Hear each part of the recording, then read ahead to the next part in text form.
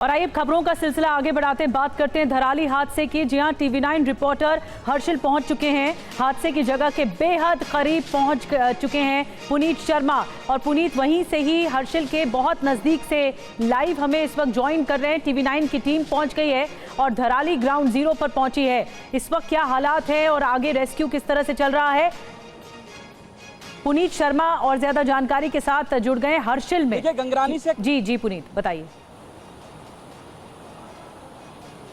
देखिए, गंगरानी से करीब 30 किलोमीटर पैदल चलने के बाद हम कई ऐसी जगहों से गुजरे जहां पर सड़क बिल्कुल नहीं थी। भागीरथी नदी में उतरे और उसके बाद पत्थरों पहाड़ों के बीच में से होते हुए 30 किलोमीटर पैदल चलने के बाद हम हर्षिल पहुंचे। लेकिन हर्षिल की तस्वीरें उस दिन की खौफनाक, हृदय विदारक क्लाउड बस्ट की दास्तां को बयां करती है जो आपके सामने है। ये भागीरथी नदी है, हर्षिल यहीं से शुरू होता है और शुरुआत में देखेंगे कि जितनी तेज लहरें आ रही हैं, सोचिए सैलाब कितना ज्यादा था कि सड़क ये जो आप देख रहे हैं, ये सड़क पूरी बीच से करीब 200-300 मीटर तक बह चुकी है। थोड़े में ज्यादा स्वाद ये तो है इसकी खास बात। वाओ मामा, क्या स्वाद है। अरे मेरे राजा, पूरी सड़क सैलाब अपने साथ ले जा चुका और इसके ऊपर जो होटल बने थे हुए, सड़क किनारे जो दुकानें बनी हुई थी, आपके सामने उनका मलबा नजर आ रहा है। सड़क पूरी तरह टूटी हुई है। इसके अलावा आप देखेंगे तो पूरी सड़क में यहाँ पर क्रैक आ चुका है। ये सड़क भी ये इस वक्त इस्तेमाल नहीं की जा रही और यहाँ से आगे धराली आपको सामने नजर आता है। धराली और मुखवा का रास्ता इसीलिए पूरी तरीके से बंद हो गया क्योंकि ये सड़क जो है वो टूट चुकी है। इसके अलावा आप देखेंगे कि जो भागीरथी नदी है, सैलाब की वजह से अपना जो रास्ता है उसने थोड़ा सा वो भी बदला और ये सड़क को अपने साथ लेकर के चली है। हर्षिल में बड़ी तबाही हुई है। आर्मी बेस कैंप को नुकसान पहुंचा। 10 आर्मी के जवान जो थे वो अभी भी लापता है। स्निफर डॉग्स तलाश कर रहे हैं।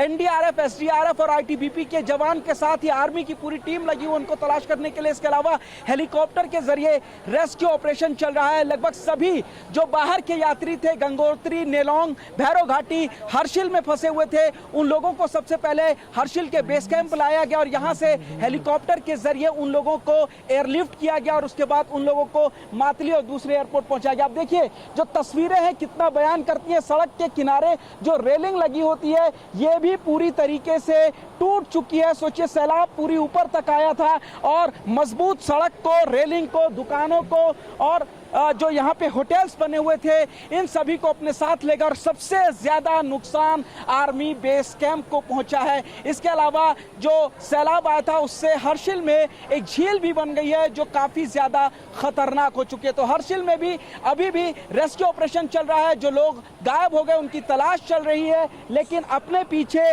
जो क्लाउड बस्ट था उसने तबाही के, रोने के, दुख के जो निशान हैं, दर्द के निशान ये छोड़ गए। शायद इस जो तबाही हुई है इसको हर्षिल, धराली कभी नहीं भूलेंगे। करीब 70 साल पहले यहाँ पर इसी तरीके का एक क्लाउड बस्ट हुआ था, तब भी नुकसान हुआ था, लेकिन इस बार नुकसान काफ़ी ज़्यादा है क्योंकि धराली पूरी तरीके से तबाह हो चुका है। हर्षिल भी आधा नुकसान झेल रहा है और सबसे बड़ी बात है कि यहाँ तक मदद पहुँचाने के लिए बीच में जो सड़कें थी वो पूरी तरीके से सैलाब, भागीरथी नदी अपने साथ बहा कर ले गई है। सड़कें बनाने में लंबा समय लगेगा, लेकिन अभी तक NDRF, SDRF यहाँ तक बाई रोड नहीं पहुँच पाए हैं क्योंकि गंगरानी का पुल नहीं बन पाया और उसके आगे भी 3 जगह पूरी तरीके से सड़कें साफ हो चुकी है। तो सोचिए उस दिन मंगलवार को क्या खौफनाक मंजर रहा होगा जब जो फ्लैश फ्लड था वो धराली के अंदर आया, उसके बाद वहां से होता हुआ